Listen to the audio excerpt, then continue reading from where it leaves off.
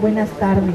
Estábamos haciendo un poco de tiempo porque pues, el sol como que no nos quiere ayudar ahorita mucho. Pensábamos realizar la sesión de la cátedra Ignacio Manuel Altamirano en el salón, que siempre lo hacemos. Pensamos que iba a llover, pero pues es más agradable estar todos nosotros aquí afuera gozando un poco de este aire tan rico que hay en Chilpancingo. Bueno, como cada jueves del mes que realiza el Instituto Nacional de Antropología e Historia, la Cátedra Ignacio Manuel Altamirano, les damos nuevamente la bienvenida, les agradecemos infinitamente que nos acompañen. Yo estaba hoy un poco preocupada, dada la cercanía de las vacaciones, en que no pudiéramos tener tanto público, y qué bueno que el tema les atrajo, qué bueno que siguen asistiendo, porque es un esfuerzo muy grande que hace el Instituto Nacional de Antropología para seguir impulsando la presentación de todos los proyectos que se realizan por parte de muchos investigadores del instituto, otras áreas. Como esta tarde, pues es muy importante el tema de hoy, porque es sobre todo fundir el quehacer institucional y sobre todo el quehacer del Centro INA Guerrero. Esta tarde tenemos la presentación de Juan Reynold Viviano Tonches, que va a presentarnos sobre todo lo que es el trabajo que se hace sobre museos comunitarios en Guerrero. Este es un proyecto que tiene el Centro INA Guerrero, preocupado sobre todo por dar seguimiento. Hay una larga historia de interés por parte de muchas instituciones por impulsar los museos comunitarios. Hace muchos años hubo un programa muy importante por parte de la Secretaría de Educación Pública de los museos escolares, que fue muy exitoso.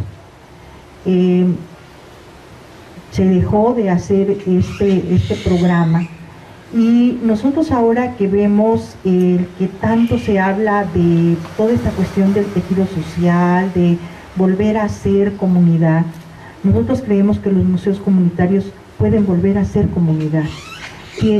Nos interesa, hemos inclusive hablado con algunos directores de algunas escuelas, hemos hablado en el ámbito de la Secretaría de Educación Pública, mencionando la importancia de que se vuelva a retomar este programa también de los museos en las escuelas, de que los jóvenes y los niños vuelvan a apreciar y a querer el patrimonio que tenemos los mexicanos, que es tan valioso.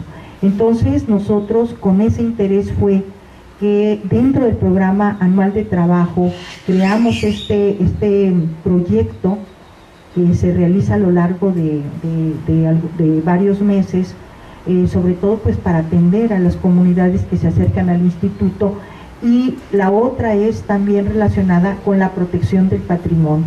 Dentro de esto hemos impulsado en años anteriores la creación de organismos coadyuvantes que nos ayudan precisamente en la protección. Queremos tener otras manos y otras mentes y otros ojos que nos ayuden en la protección de este patrimonio, y entonces los organismos coadyuvantes han sido grandes aliados de nosotros, nos han ayudado a cuidar, nos han ayudado a investigar, a difundir. Entonces es algo que también le interesa mucho al instituto seguir impulsando. Entonces, bueno, pues esta tarde esta presentación pues es muy importante, y presentar sobre todo los resultados del trabajo institucional. Sean todos muy bienvenidos, nos encanta verlos, en verdad, que vengan a visitarnos. Esperamos pronto ya poder también tener abierto el Museo Regional para que podamos seguir difundiendo todo el quehacer institucional desde el Museo Regional. Y bueno, pues le doy la palabra a Leti Atilano, que siempre con tanto gusto y tanto entusiasmo también lo recibe a todos ustedes. Todos sean muy bienvenidos. Gracias. Yo voy a leer una breve reseña del currículum muy amplio que tiene Juan Reynold Viviano Tonches, nuestro compañero que tiene a su cargo el programa de museos comunitarios. Juan Reinhold Viviano Tonches tiene estudios de arquitectura por la Universidad Nacional Autónoma de México y también en arqueología por la Escuela Nacional de Antropología e Historia de Lina.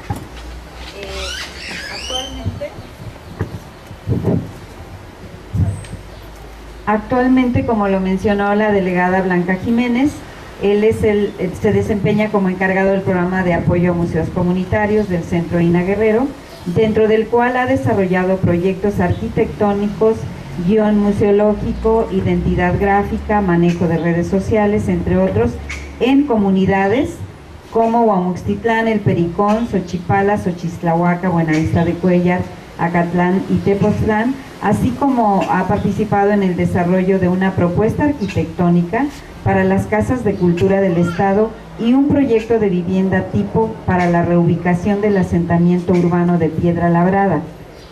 Es una zona arqueológica en estudio en la Costa Chica. También en el municipio de Ometepec, ubicada en el municipio de Ometepec, perdón.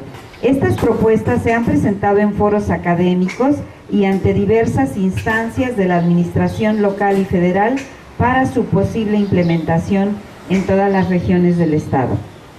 Como estudiante de arquitectura, diseñó, entre otros, la actual biblioteca pública en Calakmul, Campeche, y en sus prácticas profesionales participó en un proyecto de modelado de tercera dimensión de la zona arqueológica de Teotihuacán para el visualizador de ambientes virtuales Ixtli. A partir del año 2000 fue becario y miembro participante del seminario de investigación en la línea de urbanismo y arquitectura mesoamericano de la maestría en restauración de bienes inmuebles del Centro de Investigación y Estudios de Posgrado de la Facultad de Arquitectura de la UNAM. Ha trabajado en diversos despachos de arquitectura y construcción en la Ciudad de México como dibujante y en otras áreas también importantes, donde siempre ha aportado su creatividad y su conocimiento. En materia de arqueología participó en temporadas de campo y gabinete de 2007 a 2008. En estas prácticas de arqueología ha hecho diversas documentaciones de su trabajo, el cual ya obra en el Instituto Nacional de Antropología e Historia. Ha estado en varios estados, ha publicado artículos en revistas nacionales e internacionales sobre el patrimonio cultural, principalmente en nuestro país y también en México y España. En temas de identidad gráfica, empresarial e institucional, destaca el diseño del logotipo para el 70 aniversario de la Escuela Nacional de Antropología e Historia, eso fue en el año 2008, y en proyectos de gestión cultural y ambiental en el Distrito Federal y la ciudad de, y el Estado de México. Pues como ven, este joven que trabaja aquí con nosotros en el Centro INA, que es parte de nuestro equipo, un equipo que la delegada Jiménez ha logrado consolidar. Somos un equipo muy participativo y bueno, siempre decimos que un equipo empieza con el trabajo del otro, y en este caso, pues el trabajo en equipo empieza con el trabajo de Juan Tonches, como es con todos nosotros, y los dejamos con él. Buenas tardes.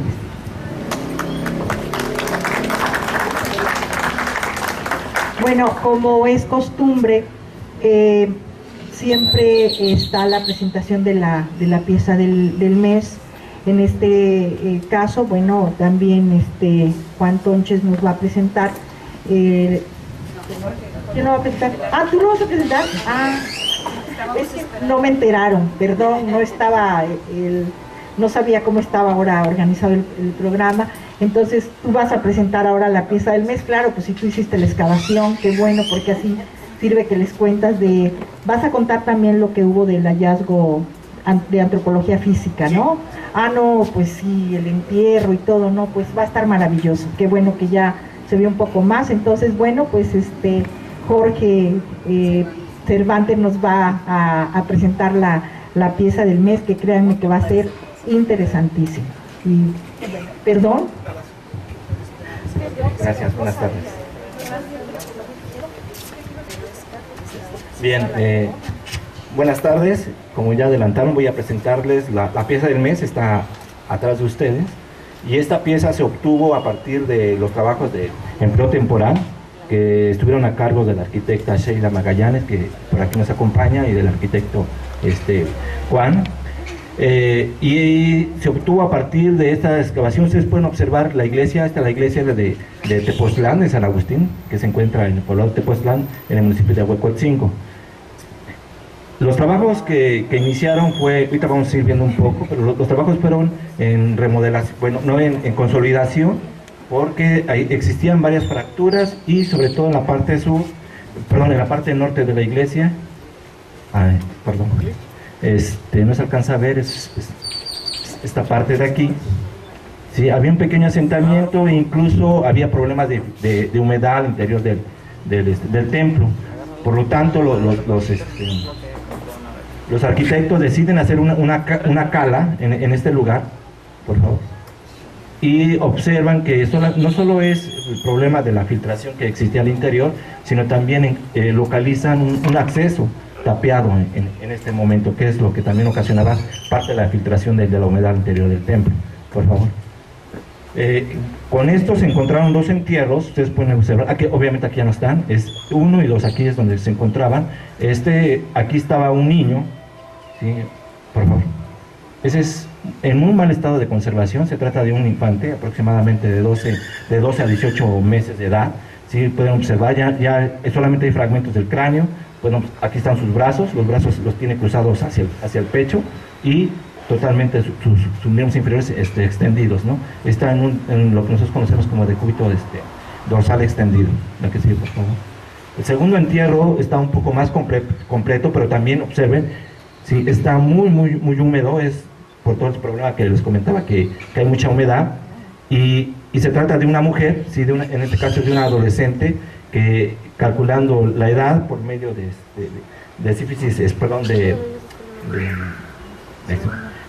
cierre epifisial, ustedes pueden observar, algunos les dimos, los que alcanzaron, perdón, estos separadores, ¿sí? Es de edad de 13 a 17 años de edad, ¿sí? Y observen sus brazos, el derecho va hacia el pecho, el izquierdo va hacia la altura de los ilíacos, y lo que notamos aquí peculiar es los miembros inferiores, en este caso aquí va la tibia, el peroné, igual, ¿no? Izquierdo, el derecho, y los huesos de los pies. Giraron, ¿sí? Giran hacia afuera, ¿sí? Y también giraron todos los huesos de los pies. Eso significa que este movimiento de articulaciones solamente se da en un espacio vacío. ¿Sí? En el momento en que está la descomposición del cuerpo, es mucho más rápido la descomposición del cuerpo que el llenado de la tierra, lo que significa que esta mujer o esta niña fue sepultada dentro de un ataúd, a pesar de que no hay evidencias ya materiales del ataúd. Lo que inferimos que muy seguramente era un ataúd de madera. Por favor, la que sí. Y lo que completa la pieza del mes es que, observen, es un acercamiento, que están las cuentas, ¿sí? Esta es la mandíbula, parte del esternón, la clavícula, incluso vean el grado de humedad y del mal estado de conservación que está, pero encontramos la pista que ustedes pueden observar ahí atrás, son 27 cuentas de vidrio, ¿sí? De vidrio soplado, ¿sí? Es la técnica, con una medalla, ¿sí? La que sigue, por favor. Aquí está la medalla, cuando recién la encontramos, observen, este es un pequeño, es un aumento de la imagen, ¿sí? Es un pequeño hilo que todavía estaba aquí, que muy seguramente es la que insertaba las 27 cuentas, así como también permitía que la medalla estuviera colgada aquí con ellas. Le tomamos una serie de radiografías antes de intervenirlas para poder saber el grado de deterioro que tenían el material. Aquí lo pueden observar, una radiografía de la medalla, ¿sí? Y de las pequeñas cuentas. En un inicio observaron una serie de oquedades aquí, y pareciera que nos estaba dando la idea de que se trataba de una imagen. La que sigue, por favor. Posteriormente nos dimos cuenta que no, que en realidad esto era parte del deterioro que había sufrido la medalla, ¿sí? Y en realidad así es como quedó una vez que ya lo intervenimos, con ayuda del área de restauración. Se observan las cuentas, está muy dañada la medalla, ¿sí? Pero podemos observar la imagen, una corona, la imagen de la Virgen, ¿sí? Y una leyenda, ¿no? Aquí, todavía hay letras. La que sigue, por favor. Entonces, una vez que ya nos dimos a la tarea de investigar de qué se trata de una medalla que fue acuñada la primera aparición de esta Virgen se da en 1830 en Francia. Posteriormente hay una serie de apariciones, ¿sí? Y se establece como un patrón ya para este tipo de medallas y se le conoce como la milagrosa, ¿sí? Aquí es una imagen de cómo es posiblemente, cómo es que estuviera la imagen, es la Virgen con una leyenda que es la que se alcanza a percibir, que significa la imagen inmaculada, ¿sí? Que ruega por nosotros, ¿sí? Y este es el anverso, el reverso sería esta parte de aquí, que no lo tengo aquí la fotografía, pero es el anagrama de la Virgen María, así como la cruz, que significa que es todo ese conjunto que es Madre de Jesús. Y las 12, y lo que nos dio la pista para saber esto, eran las 12. Son 12 cuentas, ¿sí? Azules, que significa los 12 apóstoles con los que Jesús funda la iglesia, ¿no? La que sigue, por favor. Y así es la vista general de cómo los arqueólogos, perdón, en este caso los arquitectos de monumentos históricos dejaron este inmueble. Eso es todo, muchas gracias. Perdón, no sé si tengan alguna pregunta al respecto. Bien, gracias.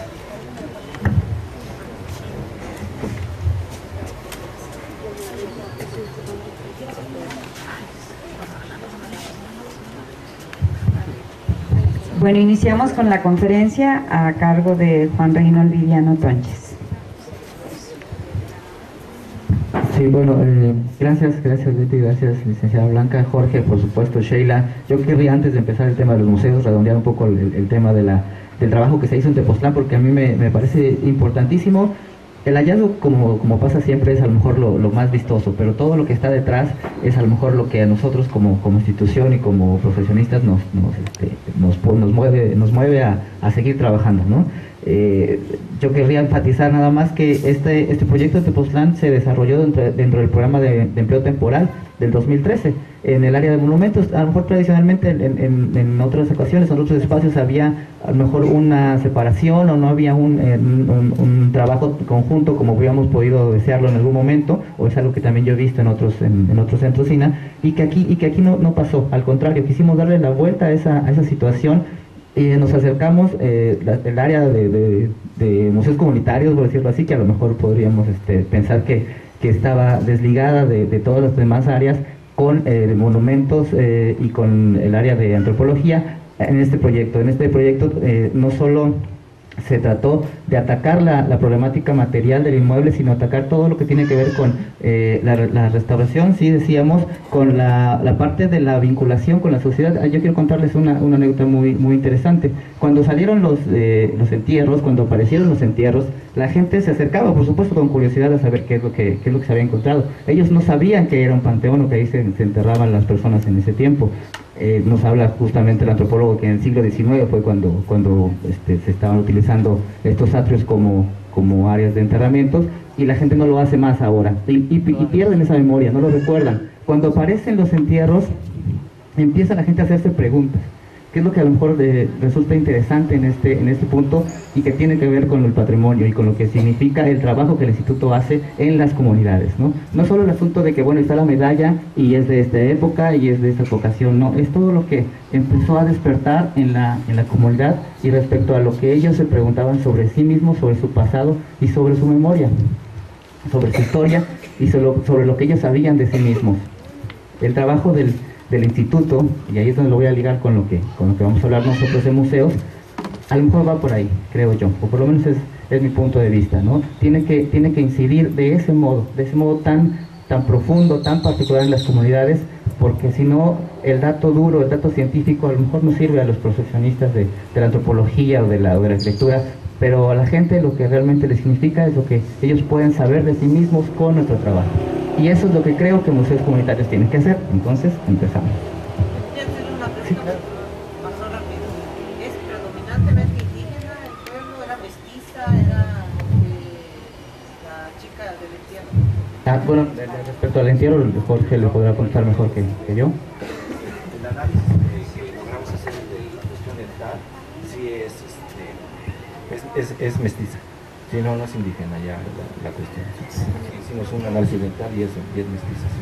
Lo que hace falta agregar, bueno, ya nos alargamos porque el tema realmente creo que habría que hacerlo en algún otro momento, contar bien toda esta historia que es interesantísima. Muy cerca de ahí, a unos 15 minutos está la que era la hacienda de Eucaria Presa. Nosotros hace 2 semanas, exactamente 2 semanas, fuimos a descubrir la iglesia, que todavía están todos los muros intactos, lo único que no tiene es la cubierta. Están los chacuacos, o sea, estaba muy cercana la ex hacienda de doña Eucaria Presa, inclusive hay hasta fragmentos de la ventana, de la madera, todo por donde nos contaba la gente del pueblo, por donde se asomaba doña Eucaria Presa a ver a la hora de la molienda. Y la gente del pueblo, porque el pueblo se llama Tepoztlán, nos contó que posiblemente tuviera que ver alguna relación pues con esta hacienda, que parecer que era ya muy antigua. Entonces decían que había ahí un asentamiento pues, de gente pues, española, que eso es lo que nos cuenta un poco de la tradición oral, de lo que nos dijeron las gentes, que a lo mejor en algún otro momento pues les compartimos las imágenes, porque para nosotros fue realmente extraordinario encontrar además imágenes que están en un templo nuevo de lo que era el templo de la hacienda de doña Eucaria Presa. Hay 3 imágenes verdaderamente fabulosas, una de la Virgen de Guadalupe, maravillosa, y pues está ahí está ese fragmento de la historia tan importante para los guerrerenses como es esta propiedad de esta prócer de la revolución. Sí, nada más un comentario, en los separadores o también en la cédula de la pieza hay una imagen. Ustedes con su aplicación de teléfono lo pueden tomar, y les mando una liga donde está el informe completo tanto de la recuperación del material como todo el análisis oceológico que en este caso hice sobre sus entierros. Entonces, y si no, si gustan, apuntan su correo en la hoja y les hago enviar toda la información sobre el informe y el texto que se generó. Vale la pena que lo lean. La idea era, como son 5 o 10 minutos solamente lo de la pieza de miel y del mes, perdón, y no robarle el tiempo al arquitecto, pues tenemos más tiempo. Pero se los complementamos con el envío a sus correos de esta información que menciona el antropólogo físico. Un aplauso a todo el Un aplauso a Jorge Cervantes. Sí, bueno, pues regresando, pero no saliéndonos realmente del tema. Al final todo esto tiene que ver con el patrimonio. Yo les he de confesar que lo que realmente a mí me provoca el esfuerzo diario es la protección del patrimonio, ¿no? Yo, como platicaba bien Leti hace un ratito, y le agradezco la amable presentación, estudié arquitectura primero y después entré a arqueología buscando justamente una forma de poder trabajar el patrimonio desde todos los ámbitos posibles y empezar a desarrollar propuestas que pudieran juntar estos dos, a veces disímiles profesiones, ¿no? Y que no lo son tanto, porque la historia de arquitectos arqueólogos en el INAH es larga, de hecho, ¿no? Uno de los principales fundadores del Instituto, Ignacio Marquina, era arquitecto en realidad, no arqueólogos realmente. Entonces lo comento porque justamente veo que muchos de los compañeros son estudiantes de arquitectura o arquitectos acá atrás, y que los veo coqueteándole, por decirlo así, con la antropología, con la arqueología, con el instituto, y que al final pues es un camino interesante también sobre el patrimonio y sobre la arquitectura tradicional, que ahorita vamos a justamente platicar de ello. Entonces, para no hacer el preámbulo muy largo, yo les pediría que me ayudaran a pasar la información, y vamos a hablar de... Bueno, aquí lo muevo yo con el mouse. No alcanzo a ver muy bien. Sí, mejor.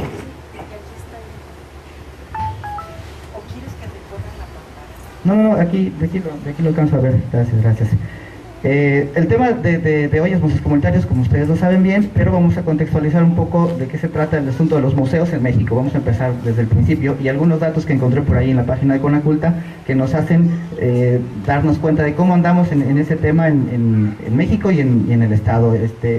Quiero enfatizar aquí en estos datos que ustedes ven que en el rubro de museos por tipo en México, los museos públicos son el 57%, seguramente se refiere a todos estos museos como el Museo Nacional de Antropología, el Museo de Historia, todos estos museos, y el segundo lugar son los museos comunitarios. Es algo que a lo mejor no teníamos presente, ¿no? O sea, la cantidad de museos comunitarios en el país es grande, justamente por este esfuerzo del instituto en los 80, ¿no? y muchos se han conservado, a lo mejor a pesar de tantas dificultades. Y en el segundo dato destaco que son los museos de arqueología e historia, el 60% de aquellos. Evidentemente el asunto del museo está relacionado o está insolublemente separado del tema de la arqueología y de la historia, porque hay una larga tradición, por supuesto, en México de valoración del patrimonio arqueológico, del patrimonio histórico, pero a lo mejor es momento de empezar a plantearnos otro tipo de cosas como el arte, la ciencia y otro tipo de temáticas, o el mismo del público infantil, y que a lo mejor empezamos a reflexionar sobre por qué los museos comunitarios no pueden atacar ese tipo de temáticas, ¿no? La que sigue. Vámonos haciendo cada vez más cerca de lo que estamos hablando nosotros. Los museos en México, el 100% son 1.197. Estos son datos de Conaculta. Siempre hay los bemoles respecto a si la página está actualizada o no, pero bueno, son las cifras generales, por llamarlo así. Y en México hay 93.800, 48 habitantes por cada museo. Y en el estado, en Guerrero, hay 43 museos. De nuevo, son las estadísticas, ¿no? A lo mejor la cifra puede ser un poco más o un poco menos. Y este es lo que resulta alarmante en las dos estadísticas, en los dos casos. Es un museo por cada 78.800 habitantes. Es decir, hay un déficit terrible de espacios culturales, museológicos y museográficos en el estado, en el país en general, pero en el estado con mayor razón. El que sigue. Es nuestro estado, por supuesto, ¿no? Y digo nuestro porque aunque yo nací en el DF, tengo familia en Guerrero, entonces también le tengo mucho cariño. Y ese es el estado, se lo conoce muy bien con su división política municipal. La que sigue. A ver, yo. No, ¿verdad? Sí, mejor. Si vaciamos todos los datos que aparecen en la página de Conaculta respecto a museos en general, nos arroja esto. Se ve bien, ¿no? Si lo vemos así, se ve bien. Se ve bastante cubierto todo el territorio estatal. Yo lo que hice fue darle una jerarquía a cada tipo de museo respecto a su alcance y de las zonas servidas. Los arquitectos hablan muy bien a lo que me refiero respecto a las normas técnicas de CEDESOL y de CEDUBI, cuál es la cantidad y el radio de acción en cuanto a la población de cada tipo de museo local o museo regional, etc. Lo transformamos en una gráfica y nos arroja este dato. Sin embargo, si hacemos un análisis más detallado, más fino de esto, y quitamos todos los museos que no son necesariamente comunitarios, nos enseña este mapa. Estos son los museos comunitarios que la página de Conaculta consigna, reconoce como abiertos, como funcionando. Haciendo la investigación justamente para trabajar estos mapas, hace como un año más o menos que estuve haciendo algunas llamadas telefónicas directamente a los datos de los museos, nos dimos cuenta que era distinto. La que sigue. Son menos, por supuesto, ¿no? Hay muchos museos que desafortunadamente ya no están abiertos, ¿no? O de los que no puede tener información. A lo mejor hay algunos otros que sí están funcionando y yo no lo pude rastrear en ese punto. A lo mejor ahí es donde yo pediría pues que a lo mejor nos ayudaran a actualizar esta base de datos. Empiezo con esto, con estas estadísticas, con estos mapas, porque lo importante en cada estudio es poder conocer de lo que estamos hablando. Cuando llegué al instituto, al programa de museos comunitarios, mi primera pregunta fue, bueno, ¿en qué estoy trabajando, no? O sea, ¿cuál es la magnitud del problema que hay que atacar, no? Entonces este análisis va por allá y yo se los comparto por dos razones. ¿La que sigue? Ajá. Una, porque bueno, para que todos tengamos la noción de cómo son las cosas, y otra, para plantearles esta alternativa que presenté el año pasado en Querétaro justamente. No querría yo repetir lo que dije allá, porque a lo mejor no es el momento y nos alargaríamos mucho, pero en resumen la estrategia que estaba yo planteando es empezar a hacer redes de comunicación entre los museos. Fortalecer, si ustedes se dan cuenta hay puntos rojos que son los museos que ya estaban abiertos, y los puntos en gris más chiquitos son museos en los que nosotros tenemos aquí en la base de datos del instituto la iniciativa de formar uno, y que si nosotros empezamos a atacarlos directamente, empezamos a impulsarlos, a darles ese impulso, ese empuje que a lo mejor nos ha estado distanciando, podemos generar redes, ¿no? Estas redes con las áreas de influencia de cada museo las van uniendo unas y otras y se generan este tipo de dinámicas. La que sigue. Y se lo unimos. Vaciamos toda la red de museos de otro tipo, salas introductorias, museos particulares, museos regionales, vamos a ser muy optimistas, digamos, de que sea lo más pronto posible, de que el museo quede listo. Está ahí, de hecho el círculo más grande es por supuesto el Museo Regional, ¿no? Su ámbito de influencia es el mayor. Tenemos este mapa, que es a lo mejor parecido al primero que arroja con la culta, pero a lo mejor es la realidad, ¿no? Entonces a lo mejor sobre eso vamos a ir. Esa es la estrategia que tengo pensada justamente para todo el programa de museos y cómo podemos fortalecer este tipo de iniciativas culturales en cada comunidad. ¿Sí? Bueno, entonces regresemos un poco antes, al inicio de todo. ¿Qué es un museo comunitario en principio, no?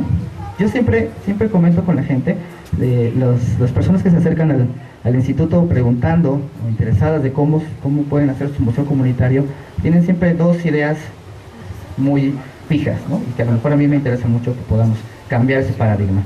Una, que el museo les va a dar dinero, ¿no? Que es una fuente de ingresos segura, ¿no? Porque asumen que como tienen un sitio arqueológico cerca de su comunidad y tienen piezas que han encontrado o que han de algún modo obtenido, dicen, montamos un museo comunitario, cobramos la entrada, nos convertimos en Monte Albán y entonces salimos legítimamente, a lo mejor es una petición legítima, pues, ¿no? Las dinámicas de los pueblos en Guerrero, pues los obligan a buscar las alternativas posibles, ¿no? Y a lo mejor desde esa perspectiva es perfectamente válido. El problema es que eso no es cierto, ¿no? Eso no pasa, ¿no? O sea, si pusiéramos en cuestión de números cada uno de los proyectos de museos que pudiéramos abrir y pensáramos que la gente va a visitar cada uno de esos museos comunitarios en el estado, 80, 100 museos, no alcanza la cantidad de turistas, ¿no? Un ejemplo claro es Tehuacalco, por ejemplo, ¿no? Que está siendo Tehuacalco la zona arqueológica más cercana a Chilpancingo, bueno, incluso Chipala también está muy cerca, con un área de servicios totalmente adaptada, una sala introductoria muy bien montada. Desafortunadamente a lo mejor no tiene la visita que podríamos esperar, ¿no? Y la entrada a la zona no se cobra, ¿no? Entonces obviamente ahí tampoco hay una entrada para la comunidad en ese sentido, porque también es algo que ellos creen, que ellos pueden cobrar la entrada al sitio arqueológico, ¿no? Entonces bueno, hay una serie de ideas preconcebidas que nos hacen que el primer paso es dejar a lo mejor muy bien definido qué cosa es un museo comunitario. Les decía, esta es la primera. La primera es que de eso va a salir mucho dinero. Y la segunda es que es un museo de antropología chiquito. Y yo creo que no. Esa es a lo mejor mi posición también muy personal respecto a lo que es un museo. Yo creo que no es un museo de antropología chico, no es que vamos a hablar de arqueología solamente o en esa forma tradicional de hablar de la antropología y de la arqueología en México, que se desarrolló por ahí de los 60, en esta forma de exalzar a las grandes culturas del pasado. En esa intención fue que se construyó el Museo de Antropología, y yo creo que es un error si tratamos de replicar esa idea dentro de los museos comunitarios. Un museo comunitario me parece es otra cosa. Y dice Cuauhtémoc Camarena, que han trabajado mucho en Oaxaca sobre museos comunitarios junto con otros autores y compañeros suyos. Ellos nos dicen tres cosas, ¿no? Tres características de lo que es un museo. Un museo, lo resumí un poco ahí, lo que ellos escriben en su manual, es una herramienta para que la comunidad afirme la custodia física y simbólica, yo enfatizo esta parte de simbólica, de su patrimonio cultural a través de sus propias formas de organización. Eso es lo que ellos dicen que es un museo comunitario, y yo coincido con eso. Las tres particularidades de ese concepto es un espacio donde se refuerza la identidad porque legitima la historia y los valores culturales propios, fortalece la cultura tradicional impulsando la valoración del arte popular, generando turismo controlado por la comunidad, y es un puente para el intercambio cultural con otras comunidades que permite descubrir intereses comunes, forjar alianzas e integrar redes a través de proyectos conjuntos. Bueno, eso es lo que vamos a ver si es cierto, ¿no? Si de verdad se puede, se consigue, o las condiciones se dan, ¿no? Esos justos tres puntos es lo que tenemos que empezar a preguntarnos si va por ahí lo que podemos nosotros hacer en los museos de Guerrero. ¿Sí? ¿Cómo crear un museo comunitario? ¿Sí? Por favor. El paso número 1, hablaba hace un rato la señora Blanca, los órganos coadyuvantes, es finalmente una asociación, para ponerlo en términos menos complejos, como eso de coadyuvante, que siempre es una palabra que resulta a veces complicada de entender a la perfección. Lo que podemos decir es una asociación, es un grupo de personas que se integra para poder con el apoyo del instituto, proteger su propio patrimonio. A la que sigue. Hay un trámite que se tiene que seguir en el instituto. Yo tengo que ser aquí a lo mejor también sincero al decirles, pues, pensando en que muchos de los que están acá tienen a lo mejor en mente o han estado pensando justamente en formar un museo comunitario, en tener una iniciativa de estas en su localidad. Es ideal, sobre todo en temas de arqueología, que existe el órgano coadyuvante, pero yo creo que en ninguno de esos pasos que le voy a mostrar, y tampoco ese, es restrictivo, me parece. Es decir, pueden las comunidades y pueden las iniciativas ciudadanas trabajar en otros aspectos, a lo mejor planteándose o no el formar un órgano coadyuvante, ¿no? Yo digamos que sería sincero en ese sentido, ¿no? Tener un espacio físico, por supuesto, y una propuesta temática. Ahí es donde el instituto tiene la voz, digamos, ¿no? O es donde realmente nosotros queremos aportar, ¿no? Porque la parte técnica es importante también. Nos hemos encontrado con muchas iniciativas de museos que con toda la buena intención del mundo desarrollan sus textos, pero no están apegados a lo mejor a las más recientes investigaciones científicas o lo que la antropología tiene en mente respecto a ciertos aspectos sobre todo de la historia o de la arqueología. Entonces nosotros como especialistas en la materia brindamos esa asesoría, ese apoyo a las comunidades para que ellos vayan delineando bien sus textos y vayan encontrando la forma más adecuada para presentarlos y que sea también de una forma didáctica hacia su comunidad. No se trata de anular las historias locales, las historias que no son la historia oficial, por llamarlo de un modo, la historia oficial de la ciencia. No se trata de eso, creo yo. O sea, sí hay cabida, por supuesto, para los relatos desde la comunidad, pero es importante también que haya una valoración pedagógica y didáctica en los museos, y esa a lo mejor es donde el instituto puede aportar, ¿no? La que sigue. Una colección, por supuesto, la colección casi siempre se piensa que se trata de arqueología. Insisto, yo creo que los museos comunitarios no son un museo de antropología chiquito, entonces la colección no tiene que ser necesariamente arqueológica, no tiene que ser necesariamente histórica, no tiene que ser necesariamente original, no tiene necesariamente que ser de la comunidad, no tiene que ser ni siquiera física. Ahora, platicábamos en una última reunión que tuvimos en Tlaxcala, en museos comunitarios de la dirección en el instituto, que habría que plantearse dos conceptos nuevos, ¿no? La comunidad no como un grupo de personas que viven en el mismo lugar. Las comunidades hoy en día pueden ser comunidades virtuales, pueden ser comunidades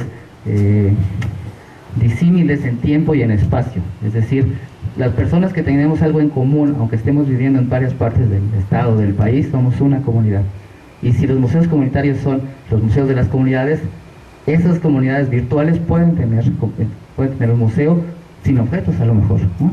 Entonces la pregunta es, ¿qué vamos a mostrar en ese museo que no tiene un espacio físico y que no tiene una colección material, ¿no? La que sigue.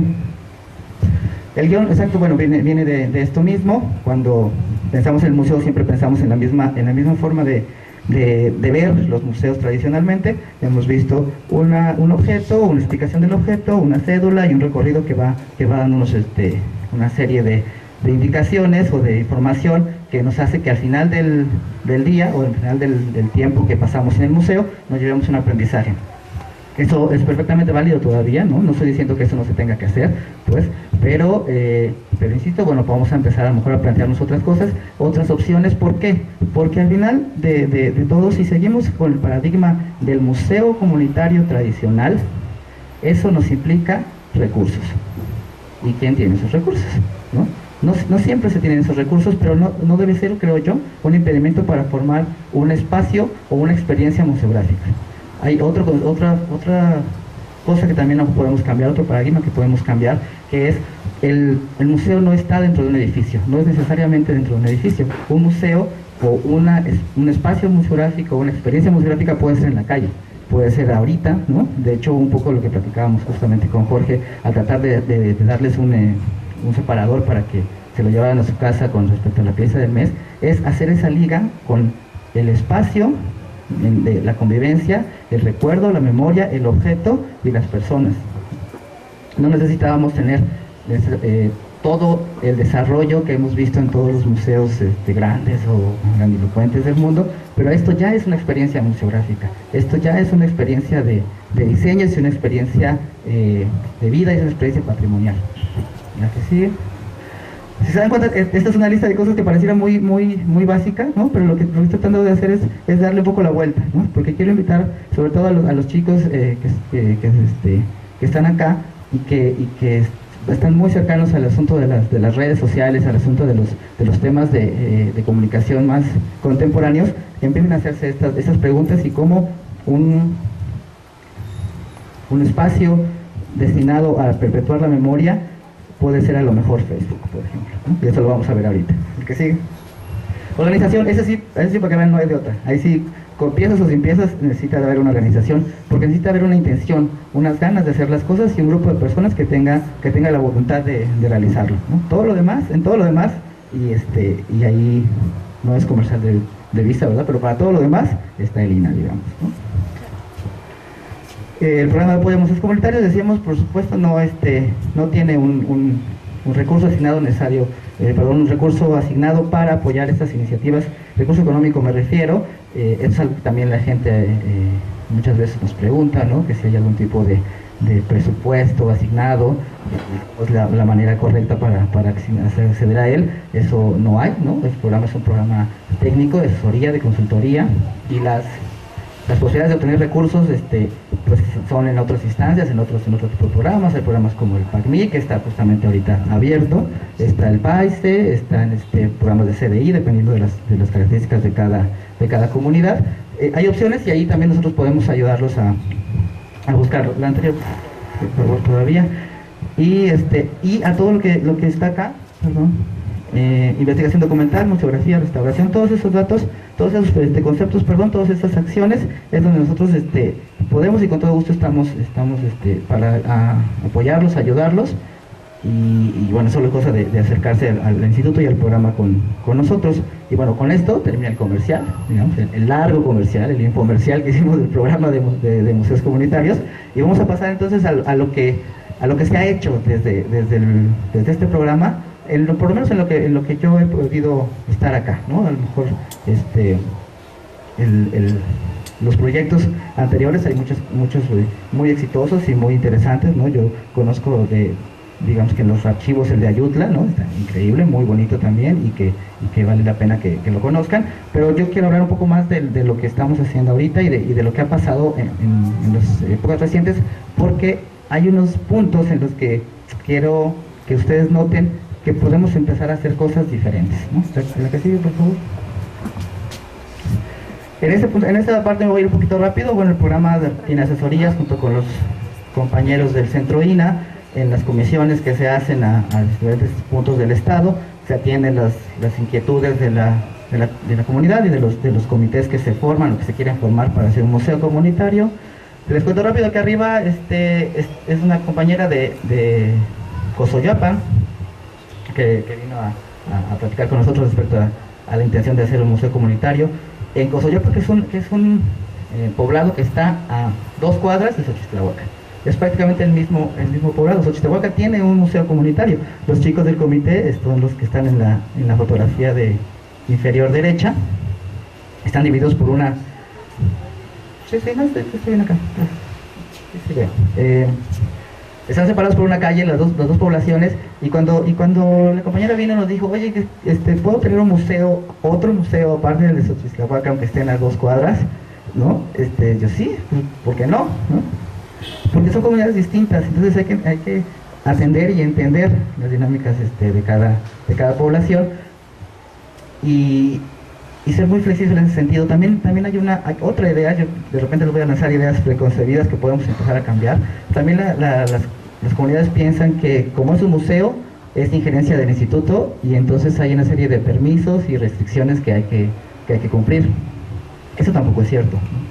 El instituto tiene la facultad y el deber, por supuesto, de normar en materia de patrimonio arqueológico y todo lo que le marca la Ley Federal de Monumentos. Sin embargo, los museos comunitarios son un espacio más bien libre, un espacio más bien externo al instituto, y en la intención, pero como están ligados con el patrimonio y en la intención de que esto se perpetúe, el instituto crea el programa de apoyo a museos comunitarios, pero no hay una necesidad de reglamentación, no hay una normatividad en términos de espacio, de tamaño, de ubicación, etcétera, etcétera, ¿no? Entonces, eso nos puede servir justamente para poder experimentar otro tipo de experiencias museográficas. ¿A que sigue? Entonces, yo dije que iba a ir rápido, ¿verdad? En la izquierda hay es un museito escolar que está, museo escolar que está en Santa María Asunción, también en Costa Chica. El de al lado es la entrada del Museo Comunitario del Río de los Papagayos en Cochuapa, ¿no? Y la que sigue. Mientras estábamos haciendo las comisiones, de repente hacemos trabajos de catalogación y de registro de sitios arqueológicos, la que sigue. Y bueno, eso es algo de lo que he estado tratando de implementar en los proyectos nuevos de museos, ¿no? El asunto de la identidad gráfica. Hay una tendencia muy importante a que la forma en que nosotros estamos viendo y siendo bombardeados con imágenes en la cotidianidad es fundamental para lo que nosotros recordamos, ¿no? Y el museo es memoria, y el museo necesita entonces, esa es mi hipótesis, esa es mi idea de trabajo, una imagen gráfica, una entidad gráfica que permita posicionarse en la memoria también de la gente y que empiece a generar dinámicas de apropiación de la imagen que proyecta el museo. Entonces hemos trabajado en logotipos del Museo Comunitario del Pericón, un par de opciones para el Museo de Buenavista de Cuéllar y el Museo Comunitario de Guamuchitlán, ¿no? Cada uno con aspectos relevantes de su cultura propia y dándole a lo mejor un diseño mucho más contemporáneo. La que sigue. Con estos logotipos y con esta identidad gráfica se puede crear todo un sistema de trabajo en papelería puede ser para comercializar, puede ser para uso interno, tarjetas de presentación, playeras, ese tipo de cosas que pueden servir de algún modo, a lo mejor para generar una entrada o un recurso al museo. Es importante, me parece, que haya un buen diseño para que esto pegue de manera atractiva en el mercado. Esa es la parte de identidad gráfica. Luego empezamos a trabajar también cosas de diseño. Estos son algunos croquis, los puse justamente pensando que los chicos del escritorio iban a venir, entonces pudieran ver a lo mejor un poco el proceso de diseño y cómo vamos trabajando los proyectos. El que sigue, por favor.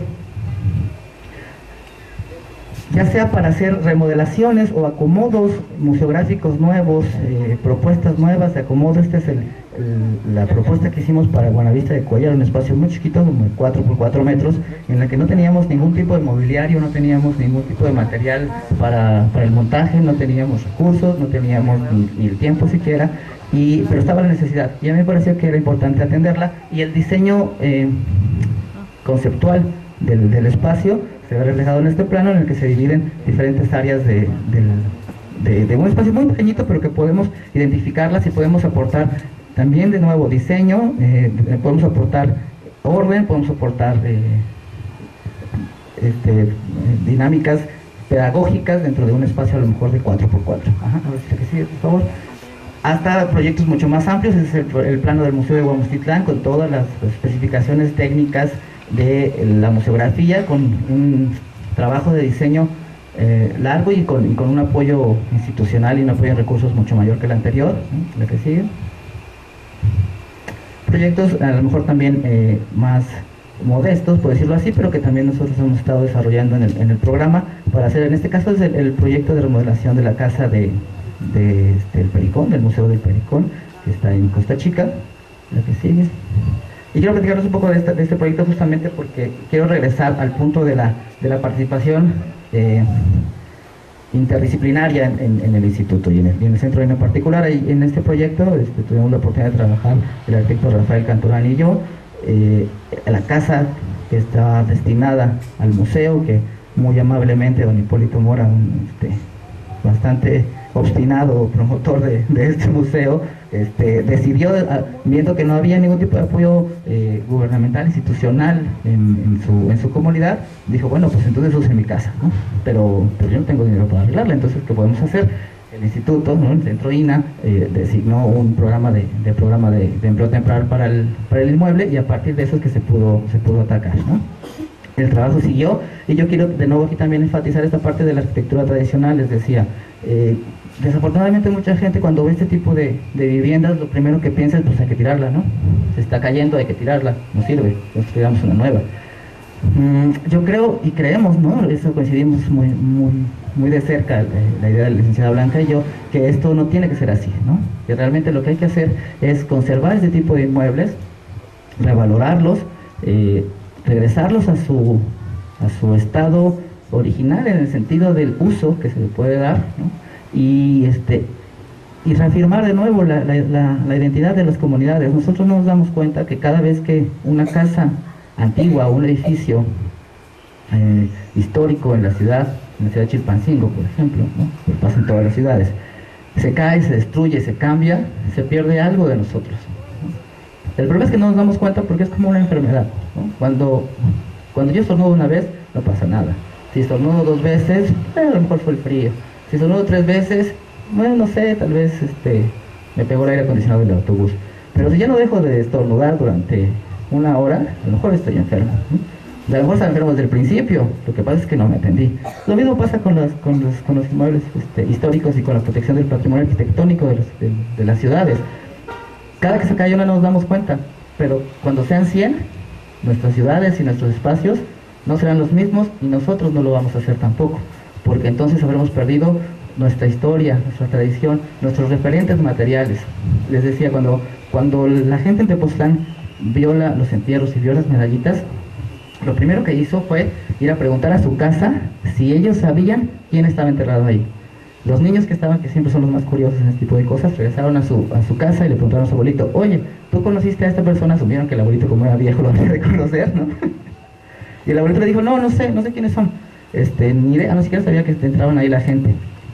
Y cuando sucedió esto yo me quedé pensando, a lo mejor es la primera vez, porque después el niño le empezó a preguntar cosas, ¿no? Le empezó a decir: oye, entonces ¿cómo era entonces, no? Si tú no te acuerdas cómo estaba entonces el edificio, ¿tú te acuerdas si lo habían cambiado? ¿Por qué hay muertos aquí antes y ahora no hay, o qué? Y decía yo, bueno, es que a lo mejor es la primera vez que este niño le pregunta ese tipo de cosas a su abuelo. Y si no hubiera pasado esto, si no hubiéramos hecho ese trabajo de investigación, ese trabajo de restauración, eso quizás nunca hubiera pasado. Y cuando ese niño tuviera 20, 30 años, ya no tendría nada que contarle a sus hijos, ¿no? Eso es lo que pasa con los edificios. Eso es lo que pasa cuando los edificios se mueren, por decirlo así, ¿no? Después ya no tenemos que contar de nosotros mismos, ¿no? Bueno, entonces te decía, bueno, las fotografías estaban ahí, pero a lo mejor se pueden empezar a revalorar a partir de esta gráfica muy contemporánea de Instagram. Empezamos a hacer el trabajo de restauración, que sigue. Y fue quedando así, ¿no? Todavía hay cosas que terminar. Por acá estuvimos haciendo un diseñito de un jardín, por este detalle en una de las fotografías de abajo. La intención es hacer un jardín botánico. Se hizo el acuerdo con el Colegio de Bachillerato Técnico y Forestal en Tecuanapa para que nos donaran algunas plantas endémicas de la región. La gente también empezó a aportar de sus propios terrenos y empiezan a cambiar las cosas. ¿La que sigue? Es un planito del que se hizo, una idea que también desarrollamos en conjunto con la bióloga Marta Mendoza, que estuvo aquí con nosotros un tiempo en la oficina. Afortunadamente ya no está, se tuvo que ir, pero yo creo que ella estaría muy contenta de ver que va avanzando poco a poco también su proyecto y sus aportes. La que sigue. Y la casa ahora está así, ¿no? Sí se puede, ¿no? O sea, sí se puede hacer algo por esos edificios, sí se puede hacer algo por esas casas. No es cierto que están destinadas a caerse, ¿no? Siempre la gente dice, es que ¿por qué la voy a arreglar si se va a caer? Pues creo que no es cierto, ¿no? O sea, creo que se puede, y que se puede ganar mucho más si nos damos a la tarea de hacer este tipo de cosas. No es a lo mejor por ponerlo en números, pero a lo mejor es importante, pero la cantidad de recursos que se invirtió para la intervención de esta casa realmente es mucho menor a lo que hubiera costado hacer un colado de una losa, ¿no? De una losa de 6 por 6 metros. El que sigue. Ya que tenemos esta parte arquitectónica, ¿no? El espacio físico para el museo, empezamos a trabajar cosas de desarrollo ya interno de la museografía. ¿El que sigue? Por ahí se alcanzan a ver las vitrinitas. Hacemos algún tipo de propuesta que conjunta la parte gráfica, los logotipos, la imagen, los colores, con las vitrinas o con el espacio. Empezamos a hacer tipo de juegos, otros renders o imágenes en tercera dimensión que nos muestran más o menos cómo pueden hacerse los proyectos. A la izquierda es un cartel de un proyecto que hicimos para Baracatlán, una comunidad muy cerca de Chilapa. Esperamos que pronto podamos retomar también ese proyecto que en lo particular a mí me ilusionó bastante. De repente las cosas pues tienen su causa y sus tiempos. Ojalá podamos retomarlo de nuevo y podamos hacer algo muy parecido a lo que se hizo en el Pericón justamente, ¿no? Esta es una casa también tradicional, de arquitectura tradicional, y que en lugar de tirarla o transformarla en algún otro tipo de cosas, podemos empezar a ver esto, ¿no? Ah, sí, ustedes sí lo alcanzan a ver, tienen razón. Hay un antes y un después, ¿no? De cómo podría quedar la casa. Nosotros tratamos siempre de ese tipo de cosas muy gráficas para que cuando la gente se acerque con nosotros pueda visualizarlo, pueda ver las posibilidades y entonces de verdad digan sí, ok, ¿no? Sí se puede, ¿no? Sí, vamos por ese camino. La que sigue. Gracias.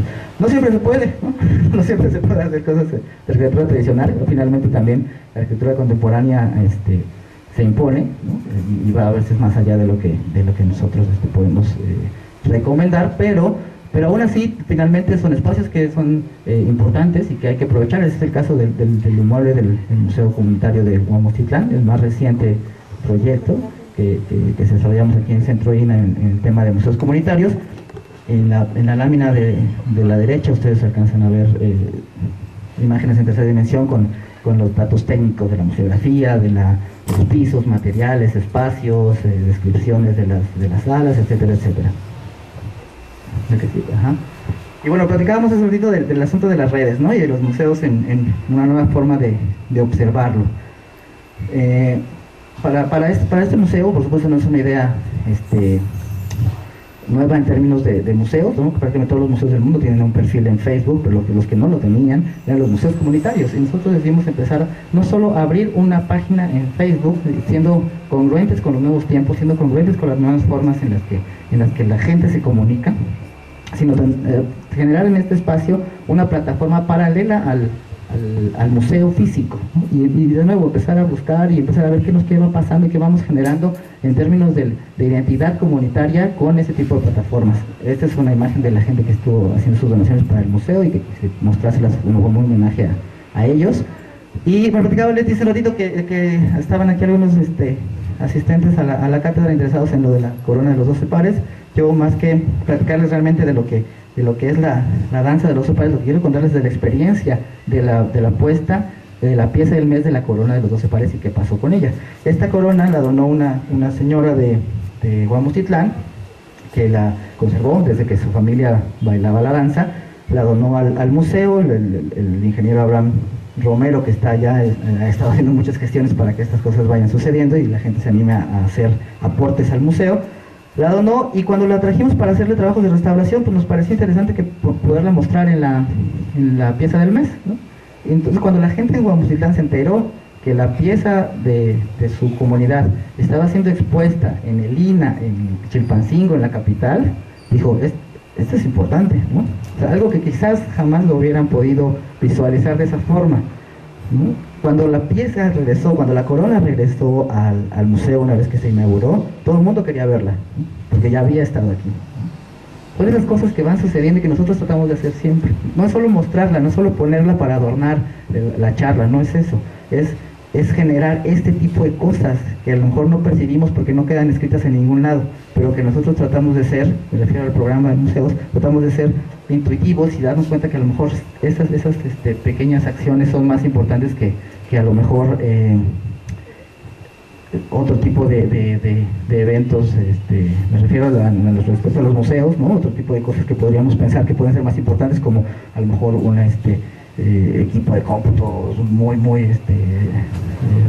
avanzado para el museo, ¿no? A lo mejor son esas acciones que a lo mejor no cuestan nada, lo que realmente nos está generando el éxito en los proyectos que estamos haciendo, ¿no? Leti nos hizo el favor de publicarlo en la página de difusión del INA en Facebook. Después de un largo y concienzudo y bastante específico trabajo de revisión y de desarrollo del guión museográfico para Huamostitlán, ¿no? Nos tomamos el tiempo de hacerlo con mucho cuidado, de hacerlo muy bien, en tener unas largas juntas y muy productivas juntas también. No siempre coincidíamos, pero siempre en el afán de que las cosas salieran lo mejor posible. Salió, ¿no? Y se hicieron las cosas necesarias para que el proyecto del guión y de las temáticas del Museo Huamostitlán se pudieran presentar. fue les decía, nuestro proyecto más reciente, y a lo mejor por eso es que lo presentamos aquí, para que ustedes vayan viendo el proceso de un trabajo terminado en cuestión de museos, y a lo mejor lo que se puede generar si se tiene la voluntad política, económica, institucional, personal, comunitaria para persistir, porque eso es cierto, ¿no? Un museo y un museo comunitario tampoco no se hace de la noche a mañana, es difícil, no es un asunto de un día para otro, porque se trata de hacerlo bien también, ¿no? Porque se trata de no estamos jugando con cualquier cosa, no estamos tratando con cualquier cosa, estamos moviendo las piezas de la memoria y de los aspectos más profundos de los sentimientos de las personas. No es algo que podamos tomarnos a la ligera, ¿no? Tenemos que ser muy cuidadosos con las cosas que decimos, con las cosas que le contamos a la gente, porque el día que esté en el museo, también es cierto que la gente va a creer que es cierto, ¿no? Para siempre. Ya está en el museo, ya lo dice ahí, ¿no?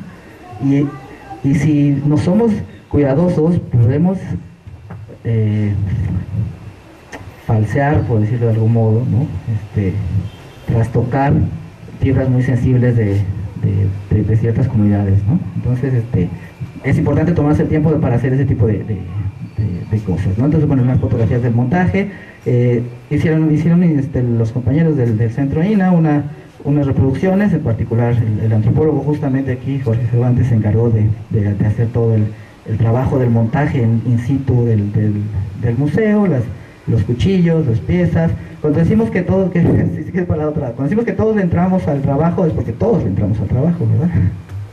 Entonces, el día del montaje, hasta la licenciada Blanca estaba echando la mano para que todo saliera bien, ¿no? Lo que sí, unas imágenes ahorita, más bien son unas fotografías de cómo quedó la sala.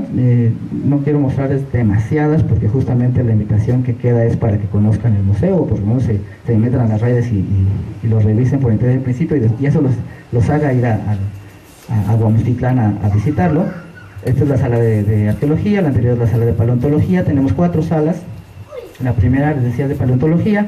Si se dan cuenta, son observadores, la sala 1 es azul, la sala 2 es amarilla, la sala 3 es rojiza, y la sala 4 es verde. Cada una identifica a su temática, cada una tiene un acomodo distinto y particular. Esta es la sala histórica, con algunas cédulas respecto de la revolución en la Cañada. También es otra cosa que nosotros tratamos de hacer siempre, no contamos la historia nacional, o la historia a lo mejor ni siquiera estatal. En los museos comunitarios contamos las historias locales, ¿no?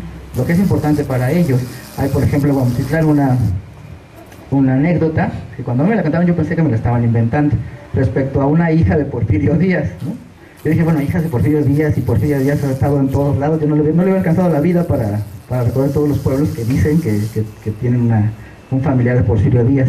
Pero no, resulta que en Guamuchitlán sí es cierto, ¿no? Ahí sí, de verdad, Porfirio Díaz tuvo un amorío, o tuvo una primera relación marital con una mujer de Guamuchitlán, que de apellido Quiñones, y de ella nació una hija a la que le puso Amada. La niña vivió en Guamuchitlán hasta los 12 años, cuando él se la lleva a vivir a México, la cría a su esposa como una de sus hijas, se casa con uno de los hombres más ricos del momento en el porfiriato, este hombre que se ve involucrado en el escándalo famoso de los 41 en la Ciudad de México, ¿no? Entonces, yo cuando contaban estas cosas, y cuando empecé a investigar y empecé a ver toda esta historia, le dije, eso tiene que estar ahí, ¿no? O sea, tiene que estar en el museo. No es necesariamente una historia de oro, ni mucho menos, pero tiene que estar ahí, no solo por la anécdota de la hija de Porfirio Díaz, sino por cómo, al contarlo, podemos hacer esa liga de lo local hasta lo nacional, ¿no? O sea, cómo una persona que vivió en este pueblo fue terminando, no ella como persona, su historia fue pasando hasta los ámbitos más reconocidos de la vida nacional, de la vida pública nacional. Eso tiene que hacer clic con la gente, eso es lo que yo creo, ¿no? Eso tiene que decirle a la gente, pues, catapultar su identidad como algo que vale la pena recordar, que vale la pena contar, que vale la pena preservar, ¿no? Porque no es nada más lo que yo tengo aquí, es lo que significa en el contexto de todo el país, ¿no? Bueno, la parte de la sala 4 les decía que tiene el colorcito verde porque me gusta mucho la idea de la vida, de la esperanza. Es la sala de los valores culturales contemporáneos. Las primeras 3 salas, la paleontología, la de arqueología y la de historia, a lo mejor son más bien didácticas y son un tema que va llevando un recorrido muy específico, pero la 4 es mucho más libre. Los temas no tienen una secuencia rígida para presentarse y nos permite que la gente lo recorra como mejor le guste. Y a mí esta sala en particular me parece la más importante, les he de ser sinceros, porque en esta sala se muestran cosas que la gente ya vivió. O sea, aquí la gente ya lo vio. Si yo les digo que hay un fósil de 150 millones de años, pues seguro es muy interesante y es importante saberlo, claro. Pero si yo les cuento que el molino de arroz de su comunidad hizo esto y esto y esto, pasó esto y esto y esto, eso ya detona cosas, ¿no? Eso ya hace que la gente se empiece a contar cosas, ¿no? Y eso sucede cuando de repente vienen las primeras visitas, la que sigue. Bueno, un ejemplo de las cédulas que hicimos, esto es un poco para que también vayan viendo lo que en materia de diseño gráfico se está trabajando en el programa. Una de paleontología, una de arqueología, la otra. Ella es Amada Díaz, ¿no? Es una fotografía de cuando era joven. Ella está viviendo en la Ciudad de México. A la izquierda está el Códice de Guamuchiltán. También mucha gente no sabía que había un Códice de Guamuchiltán, ¿no? Y no sabían que estaba en Francia.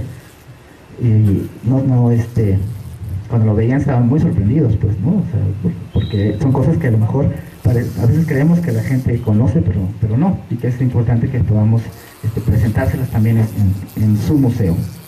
Tampoco sabían que Zapata estuvo en Guamuchiltán. Y a la derecha, la lotería, ¿no? Un tema que la gente ve diario, por lo menos cada fin de semana, y que a lo mejor también, de nuevo, o sea, hay una parte en la que lo asumen tan cotidiano que no termina de valorarse como a lo mejor podría ser, ¿no? frente al contexto ya más amplio de la cultura del Estado y la cultura nacional. La lotería de Guamuchiltán es única en el mundo quizás, ¿no? Porque tiene una serie de figuras muy particulares, muy específicas que alguien retomó, inventó, fue transformando a principios del siglo XX, y la gente las fue reproduciendo, pegó, les gustó, hicieron algunos mezclas entre unas y otras loterías del centro de Guerrero, otras de la zona de Puebla. Guamuchiltán está muy cerca de Puebla, entonces hay mucha influencia realmente de esa zona. Si ustedes conocen por allá lo sabrán bien. Y fue detonando una dinámica cultural muy particular y bien interesante, ¿no? que vale la pena seguir estudiando. Las piezas, ¿no? Las cédulas, no habíamos hablado de las piezas todavía, pero bueno, hay algunas cosas. Puse estas 3 fotos que siguen por lo que representan. No quiero que pasemos todas las fotografías, me refiero que no quise poner todas las fotografías en la presentación para que vayan al museo y las vean. Pero estas 3 que puse fueron la primera, la anterior, que estas son piezas que se restauraron también aquí en el centro INA, se recuperaron de donde estaban antes de que se construyera el nuevo museo, y que fueron producto de las excavaciones que se hicieron en el sitio de la laguna, que está muy cerca de Guamuchiltán, a 1 kilómetro más o menos, prácticamente es parte de la comunidad. Se recuperaron de ese lugar. Mientras estaban en el otro espacio museográfico, quedaban un poco por ahí extraviadas, y de repente la gente ya no sabía bien dónde estaba, y se preguntaban siempre dónde están, qué pasó con estas piezas. Una vez que las ven ahí, se cierra el ciclo, ¿no? Creo que siempre también la gente se pregunta, y a lo mejor hasta nos reclama el instituto, y no sé si con ciertas razones, bueno, ¿dónde están las piezas que se llevaron del pueblo, ¿no? Otra de las funciones fundamentales de los museos comunitarios, en medida de que se pueda y que la ley federal lo permita, es regresar este patrimonio material arqueológico a las comunidades, ¿no? Eso también tiene que ser, yo creo, importante. La que sigue.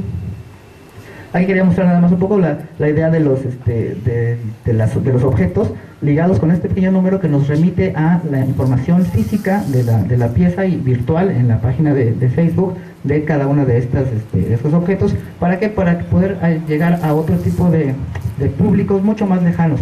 Cuando abrimos la página de Facebook nos dimos cuenta de que prácticamente el 80% de la gente que la visita vive en Estados Unidos, ¿no?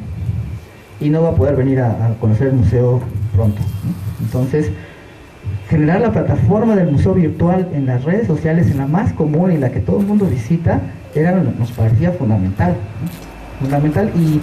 Y y a lo mejor es importante que nosotros podamos acercar toda esta información, acercarla, ponerla ahí, cuando las cosas están al alcance de las personas, ellos se encargan de lo demás, se encargan de compartirlo, se encargan de generar todas estas formas nuevas de apropiación del patrimonio, decimos los especialistas un poco rimbombantemente, ¿no?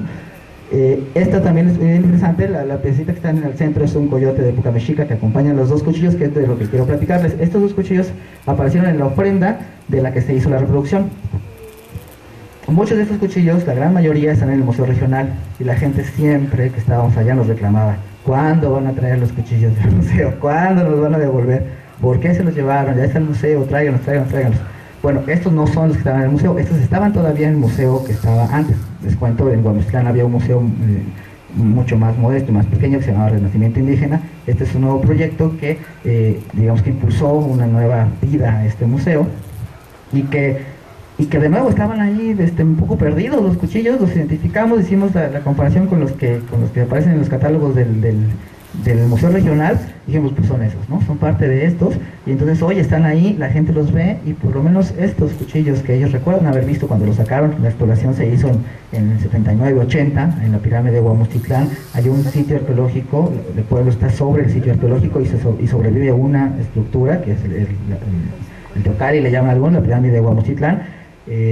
Hay toda una historia también bien interesante de cómo fue el trabajo de exploración y de arqueológico en los 70 de ese tiempo. Se recuperaron estas ofrendas que veíamos en la reproducción, y parte de esos cuchillos y de esas piezas que se recuperaron en esa ofrenda, les decía, se fueron al Museo Regional, y otras se quedaron ahí, y hoy ya están finalmente en un espacio digno y listo y preparado para que la gente los vea, sobre todo los niños puedan tener la materialidad del artefacto, ¿no? ¿La que sí? Con un detalle, porque como la otra fotografía es detrás del cristal, ¿no? del cuchillo, como fue mostrado y montado para que la gente pueda observarlo. La que sigue. Implementamos de nuevo, como veíamos hace ratito en los separadores, este sistema también ya muy moderno y bastante usado en los museos del mundo, y que nosotros estamos tratando de impulsar en los museos comunitarios del estado, del sistema de lectura. No sé, los chicos seguro a lo mejor tienen casi todos prácticamente un smartphone, y pueden descargar una aplicación que se llama QR Code, ¿no? Que es lector QR. Leen, por decirlo así, con su teléfono celular, con la cámara de celular, el código, y inmediatamente después los manda a una página, ya sea una página de internet, a un documento, a una liga, a un video, a lo que sea, lo que se haya programado para ese código, y les da más información al respecto, ¿no? Entonces, bueno, lo implementamos aquí también para que cada una de estas cédulas tuviera otro nivel de información. Es importante que nosotros podamos darle a la gente muchas opciones, que no siempre estén leyendo kilométricos textos, ¿no? Que haya formas de que puedan ser solamente una parte, o puedan irse metiendo cada vez más según el interés de cada uno, ¿no? Nosotros tratamos de hacer eso. Esta es la plataforma con las... todos en Facebook, por dos razones. Una, porque no cuesta nada, ¿no? Y dos, porque todo el mundo está en Facebook, ¿no? O sea, es la plataforma por excelencia del mundo actual, ¿no? Y yo creo que era importante que pudiéramos presentarlo en este espacio. Se meten, los pueden mandar la liga, o se van directamente a la página de Facebook y ven la cédula completa con toda la información que aparece. Está todo disponible, todo está abierto al público. La información es para compartirse, la información es para que la gente la sepa, ¿no? Para que la gente la vea y la lea. Quedan dos diapositivas más, y son con las que quiero cerrar por esta razón. Si se dan cuenta, son visitantes, son niños que están de las escuelas que están viendo la exposición justamente en la sala de valores culturales contemporáneos.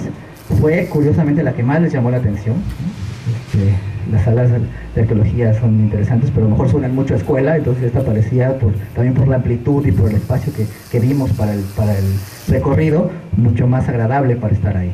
Entonces los niños se acercaron, hicimos unas fotografías antiguas que fuimos recolectando en la comunidad durante el tiempo que estuvimos allá, y la gente se acercaba, pero lo que realmente funcionó, y fue una muy agradable sorpresa, un poco que lo intuíamos, pero fue muy interesante y muy agradable verlo, es que fuimos pasando en la pantalla del museo las mismas fotografías, de hecho, o un poco más, de todas las que habíamos recopilado, las danzas de esos tiempos, grupos musicales, partidos de fútbol, salidas de la escuela, ¿no? Festividades de los presidentes municipales, de todo, había de todo tipo de fotografías. Y la gente literalmente se abocó a ver la pantalla y a ver las fotos.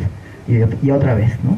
Volvieron a decir, mira, ahí está, oye, ¿te acuerdas? Sí, claro, ¿no? ¿No? Yo lo vi, yo estuve, sí, por supuesto, ay, es no sé dónde, claro.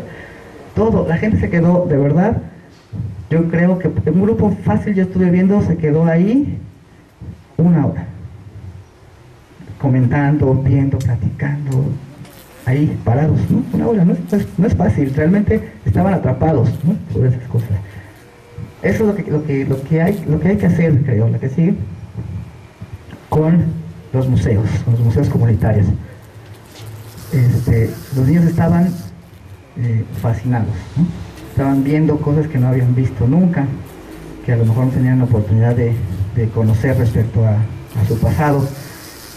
Y les pongo esta fotografía al final porque es la que nos invita, creo, a la reflexión, y ahí quiero contarles también una última anécdota. Cuando estábamos cerrando el museo de la inauguración, me quedé para tomar algunas fotografías. Después de una larga espera para que el museo se abriera, pues la gente estaba con ganas de conocerlo ya, ¿no? No podían esperar más y tampoco querían que estuviera cerrado nunca. Entonces llegó un grupo de niños, unos 6, 7 más o menos, estaba perdida la luz, entonces se imaginaron que estaba abierto. Llegaron, tocaron, yo estaba tomando fotografías y me gritaron así por el vidrio, oye, ¿podemos entrar? No sé qué, no sé cuánto. Y bueno, ¿no? Que entren finalmente, ¿no? Para eso es. Abro la puerta y entraron literalmente corriendo, como si fuera, no sé, una casa de dulces o de juguetes o de algo. Y empezaron a recorrer todas las vitrinas y subían y bajaban y veían y se comentaban entre ellos y se decían, mira, ¿esto qué es? ¿Y esto qué es? Y me preguntaban y se daban vueltas, iban y bajaban. Seguían las idas y las vueltas del diseño museográfico, veían las mamparas, veían los objetos, iban y venían.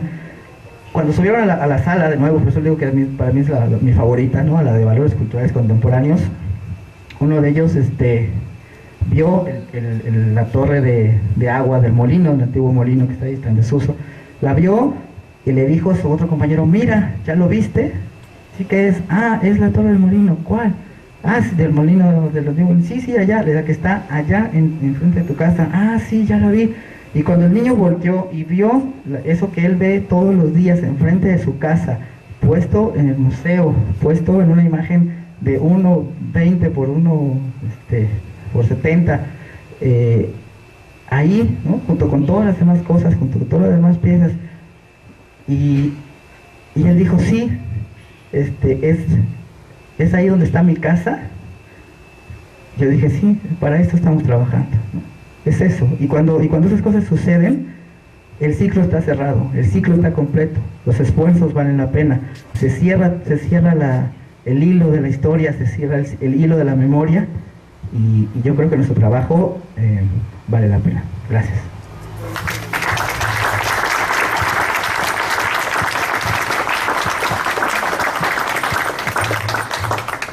Pues gracias, Juan Conches.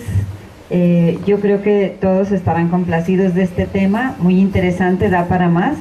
Y en efecto, para la apertura de este museo no está toda la historia, como bien dice Juan, pero para la apertura estuvo ahí la delegada y todo el equipo del Centro INA junto con Juan para poder trabajar en el montaje final y poder presentarlo a toda la comunidad, tanto con la autoridad, que el presidente municipal fue una persona extraordinaria para la apertura de este museo, como todos y cada uno de los miembros del equipo que estuvieron allá para esta apertura, pues liderados por Blanca Jiménez Padilla.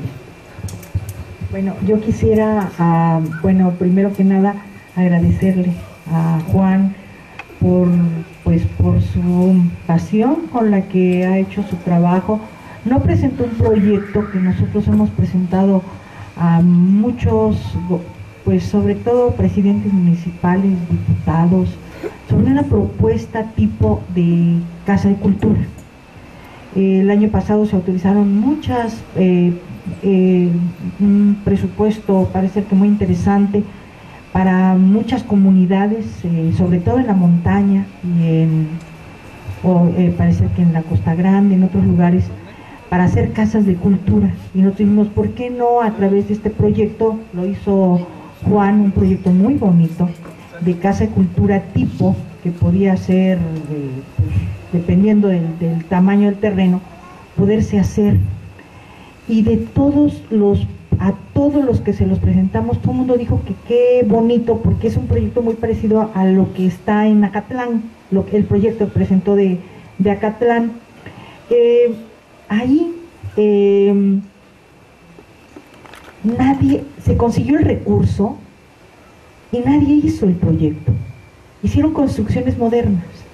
¿Qué pasó con Guamustitlán? En Guamustitlán igual nosotros presentamos la historia del Museo de Guamustitlán. Es una historia larguísima. Creo que aquí hizo falta mencionar a un gran personaje que es don Pablo Domínguez. Don Pablo Domínguez es un señor de Guamustitlán que ha luchado por años porque se hiciera el Museo Guamustitlán. Fue uno de los primeros que me vino a echar pleito al Centro INA Guerrero para decirme que quería que las piezas que estaban en el Museo Regional se regresaran a Guamustitlán. Y hace muchos años, cuando se hizo la publicación del Códice de Guamustitlán, que la hizo Alfredo Ramírez, fuimos a Guamustitlán, se presentó el facsímil del Códice de Guamustitlán, y don Pablo puso unas mesas enfrente de lo que es el ayuntamiento, con cualquier cantidad de objetos de todo tipo. Bueno, había hasta cosas que yo decía, bueno, esto no debería ni de estar, pero las puso, ¿no? Y él tenía su idea de museo, y lo peleó por mucho tiempo para que hubiera un recurso etiquetado para que se construyera este museo.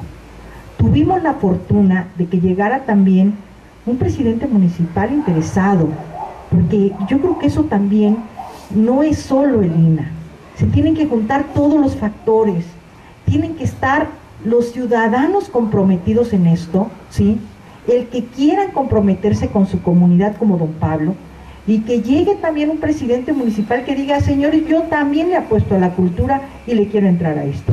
Y como tal se consiguió un recurso a través de un programa ahorita pues estamos de Paise, pero bueno, no puedo hablar mucho de esto porque no puedo ahorita, pero se juntaron todos los factores para que fuera un museo exitoso. Hace no sé, unos días me comentaba un amigo que está siendo visitado el museo de manera impresionante, que está yendo gente de Tlapa, de toda la Cañada, que está haciendo así la sensación. Yo pregunto, ¿por qué solo en Guamustitlán?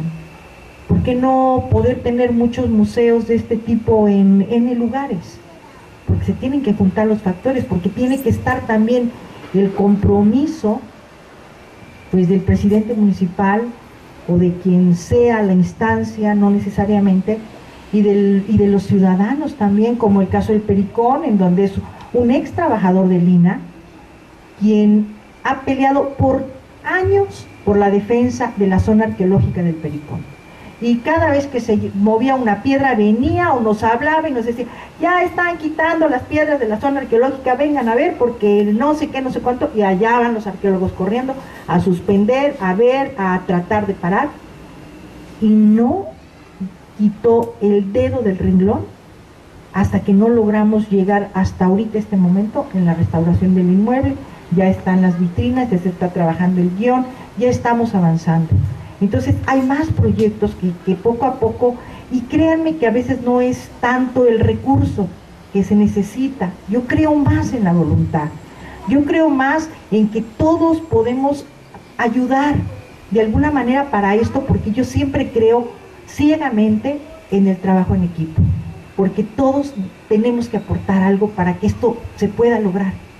Entonces, en el caso, por ejemplo, de Acatlán, no se hizo porque nunca la comunidad autorizó el que se pudiera invertir, el que se pudiera intervenir el inmueble cuando se está cayendo. Teníamos un recurso etiquetado del programa de empleo para que pudiéramos hacer este tipo de acciones, y no se pudo. El caso, por ejemplo, de lo que presentó Jorge de la iglesia. Esa iglesia hace muchos años vino a suspender el que la tiraran los señores del pueblo. Dionisio Zabaleta, que era un gran personaje del instituto, y vino a hacer una suspensión de obra porque querían una iglesia nueva. Dentro de esa iglesia, que desgraciadamente no presentamos ninguna imagen, hay un retablo de 1700, la cosa más hermosa que ustedes se puedan imaginar. Es una hermosura. La iban a tirar, hubo alguien que afortunadamente nos habló y nos dijo, van a tirar la iglesia, y desde México a un pueblo lejano, hasta donde está Tepoztlán, si es en el camino rumbo a Huacotzilco, y hasta allá llegó la gente lina y la suspendió. Hicieron a una cuadra una iglesia nueva, a donde llevaron todos los santos, y ahora con la restauración van a regresar. El otro día me vinieron a ver hace como, pues el año pasado, en la época de lluvias, me vinieron a pedir permiso para regresar al santo patrono, porque no estaba lloviendo en el pueblo y que tenían que regresar al santo, al templo original. Y dijimos, pues claro que por supuesto que hay que regresarlo a su casa, porque nunca debieron de haber sacado al santo patrono de lo que es su casa. Y entonces ahora ya le dieron un nuevo valor a esta iglesia restaurada, y ahora la ven como una cosa apreciada. Y además que también, por tanta información que tiene Juan, no mencionó que junto hay un pequeño espacio que vamos a destinar para hacer un pequeño museo. Ya está restaurado también en el atrio, con toda esta información de lo que han hecho todos los compañeros, los arqueólogos, Jorge, o sea, toda esa información, para que lo tenga la gente también ahí. Pero se tienen que juntar todas las piezas de esto. O sea, yo hace muchísimos años tuve la gran experiencia de haber venido a trabajar a Chilapa para la apertura de un museo. Y justamente nos pasó exactamente lo mismo que relata Juan. Llamamos a toda la gente diciendo que las piezas y no sé qué y no sé cuánto, y nos dijeron que iba a venir el director general de Lina. Yo trabajaba en la UNAM, vine por otras cuestiones a trabajar a Guerrero, y montamos pues como una especie de museo comunitario, y realmente fue organizado por la comunidad. Hubo piezas arqueológicas. Chilapa tiene una tradición extraordinaria con la confección de los rebozos, y nos dijeron que en algunas casas había todavía esta maquinaria que hubo, todo lo que se utilizaba, mucho de lo que se utilizaba para la fabricación de los rebozos, de las mantas, logramos traer hasta un telar. Llevamos mucho de lo que tenía de la cultura también económica de Chilapa, no solamente arqueológica e histórica, pero algo también muy similar nos pasó, porque de pronto alguien nos dijo que había fotos, y entonces la gente, pues pusimos en una mampara, y esto que yo les cuento tiene como cerca de 25 años, bueno, no sé cuántos, pero muchos, y pusimos casi 3 mamparas llenas de fotografías, y entonces de pronto nos dimos cuenta que empezó a llegar cualquier cantidad de gente al museo a ver las fotografías, y entonces nos empezaron a decir que tenían más fotos, y más fotos, y más fotos, y empezamos a levantar un inventario del nombre de la gente que nos contó de esas fotografías que tenían, y gracias a eso, junto con Samuel Villela, logramos hacer el libro de los Almerones, un siglo de fotografía en Guerrero. Después de eso nos dimos a la tarea de ir casa por casa a escuchar las historias de vida y los relatos de esas fotografías, que finalmente hicieron recuperar este pedazo de historia, no solamente de Chilapa, y que logramos hacer pues de una historia regional impresionante, y fue a través de un museo. Fue de un museo que finalmente no se logró, nos pidieron el espacio, acabamos regresando todo, y hasta la fecha Chilapa no tiene un museo, ¿no? Porque ya no hubo esa voluntad. Entonces, por eso es que yo al principio les hablaba del interés del instituto de tener este proyecto importantísimo de museos comunitarios, porque es la única manera que hay que hacer de comunidad. Juan nos presentaba el caso de la lotería.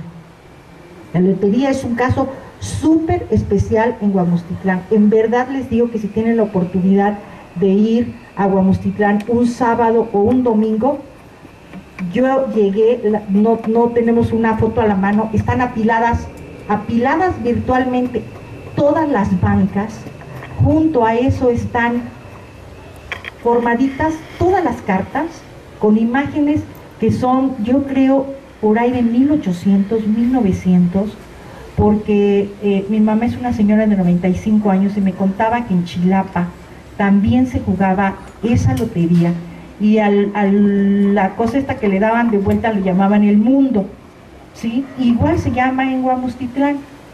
Platicando con el presidente municipal de Huamostitlán, me decía con preocupación, fíjese que ya hay una persona de Puebla que quiere comprar la lotería.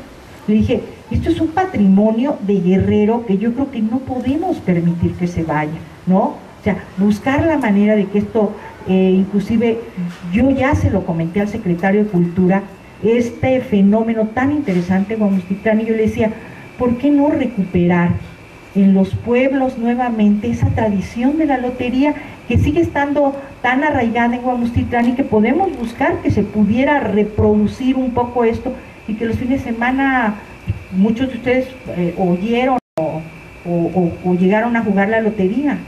Entonces, cosas de este tipo que la gente cuando llega al museo y ve, conseguimos que el dueño, el compañero que está a cargo de la zona arqueológica de Huamostitlán, Fernando, nos hizo favor, que conoce al dueño de la lotería, pues nos prestó 2 cartas y las pusimos en el museo. No hay una imagen, ¿no? Pero y la gente admirada de ver además que estaban ahí estas dos.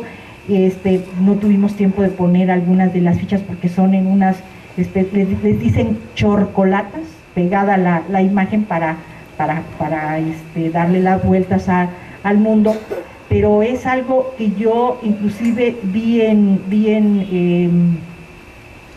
el sureste, no me acuerdo ahorita en qué ciudad, en Campeche. Hay la tradición también el fin de semana, no, ahí todos los días, y que además ya se volvió un atractivo turístico, el que la gente va de 7 a 9 de la noche a jugar la lotería.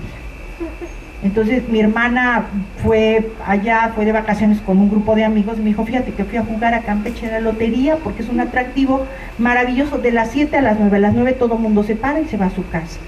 Dice, ¿cómo, si estamos hablando de este tipo de tradiciones, por qué no recuperar? O sea, los museos nos están ayudando a recuperar todo esto. O sea, el hecho de que nosotros nos entusiasmemos tanto con lo que hacemos, y es poderle transmitir también a ustedes ese cariño y ese amor que le tenemos al patrimonio, y todo eso que está ahí es nuestro patrimonio.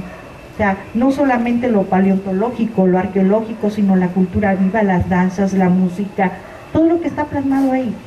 Entonces, pues es un programa al que yo le tengo un cariño enorme. Estamos trabajando ya por la apertura de otros museos. Es un equipo enorme, como ustedes habrán visto, no están desde el proyecto arquitectónico, donde participan todos los arqueólogos, los arquitectos del Centro INA, Juan, los antropólogos físicos, o sea, todo mundo estamos inmersos en esto, porque le estamos apostando precisamente a este tipo de proyectos, y invitarlos, si saben del interés y se pueden sumar, de qué manera podemos hacer comunidad, que eso es a lo que yo le llamo hacer comunidad, ¿sí?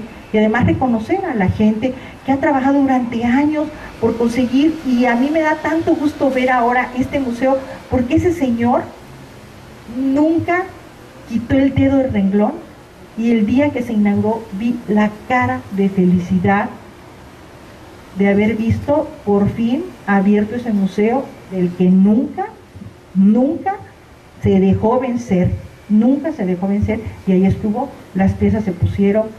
Mi enorme agradecimiento al presidente municipal, porque en verdad quisiéramos tener muchos así, que le apostaran a este tipo de proyectos, y hay muchos más, hay muchas cosas que contar. Juan no puso todo, pero pues esas son las cosas buenas que hay que hacer y de las cosas buenas que se hacen en Guerrero, de lo que tenemos que hablar, de lo que significa vivir en Guerrero, de esa riqueza cultural que tenemos, y hay que contarla y hay que enseñarla. Y qué bueno que está en las redes sociales, porque también así podemos también, pues desde, como dice Juan, pues desde Estados Unidos o desde cualquier lugar están interactuando también con sus paisanos, y eso a mí me parece excelente. Perdón que haya tomado, pero creo que había cosas que pues también había que señalar, porque hay gente, a don Pablo, que habría que mencionarlo, porque en verdad fue una gente que siempre estuvo, pero sí, con el dedo en el renglón, y hay muchos más museos que pues, necesitan de nuestra atención, necesitan, a veces quisiéramos tener más gente, quisiéramos tener más recursos, quisiéramos tener más para poder hacer más, pero pues ustedes están como nuestros aliados para que podamos hacer también más. Yo no sé si haya preguntas para el arquitecto, pero perdón que me extendí. Gracias a todos por habernos acompañado esta noche. Tiene una pregunta a Mauri.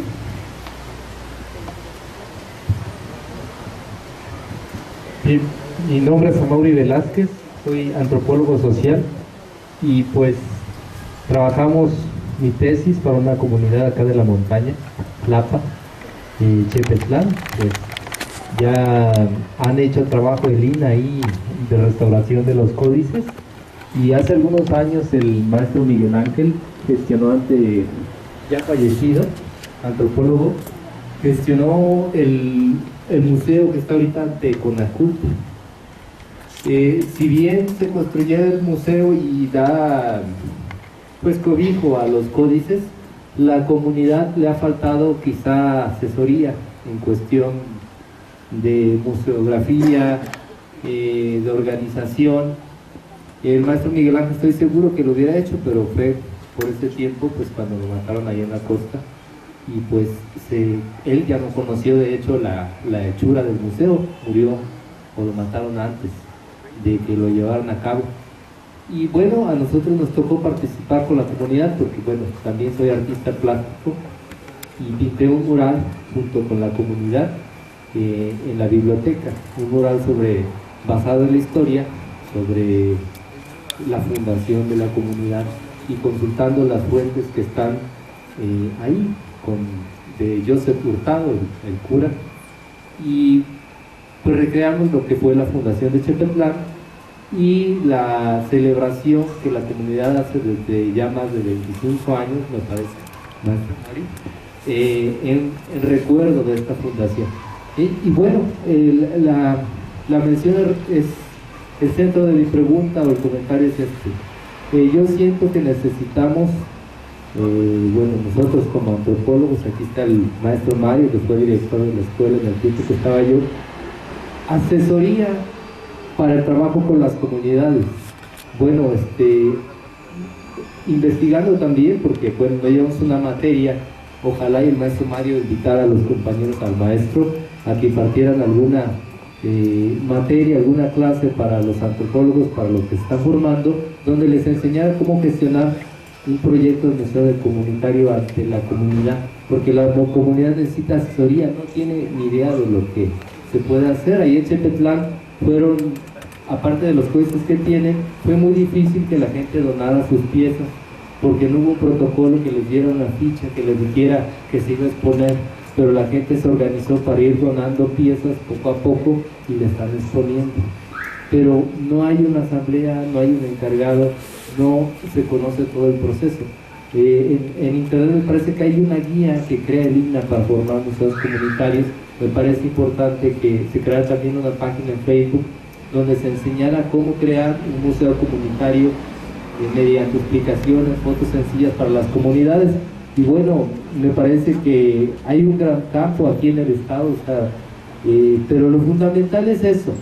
Hay interés en todas las comunidades de 1, 2, 3 pobladores que son más conscientes de su herencia cultural, pero no saben cómo hacerlo, muchas veces no tienen escolaridad y no tienen idea de cómo se hace el proceso. Entonces necesitamos mucha gente para reforzar la cultura. Me parece interesantísimo la propuesta de las casas de la cultura, y algo que les decía yo o veía que el museo lo abren una vez al año o cada fin de semana, es un espacio muerto todo el tiempo, entonces es necesario que se convierta en un espacio vivo, en una casa de la cultura donde se den otro tipo de talleres para niños, para jóvenes, en temas de la cultura. Además, me parece importante que se rescate no solo el aspecto arqueológico, sino etnográfico, lo que dice las casas, el momento presente, las fiestas, porque muchas veces es lo que la comunidad valora como vivo todavía, y que en cierta manera si se registra ya es un recuerdo del pasado, porque pasando el año ese edificio que estaba ya lo derrumbaron,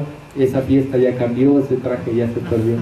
Entonces, que el museo se convierta en un lugar vivo, en un corazón cultural de la comunidad. Entonces, sí necesitamos asesoría de ustedes como especialistas, y también veo con interés la visita de compañeros de arquitectura, porque creo que también a mí me ha platicado gente de la costa: oye, que queremos crear un museo comunitario, queremos construir un pequeño espacio, pero queremos que también sea un atractivo para la comunidad, para que venga alguien a visitarnos.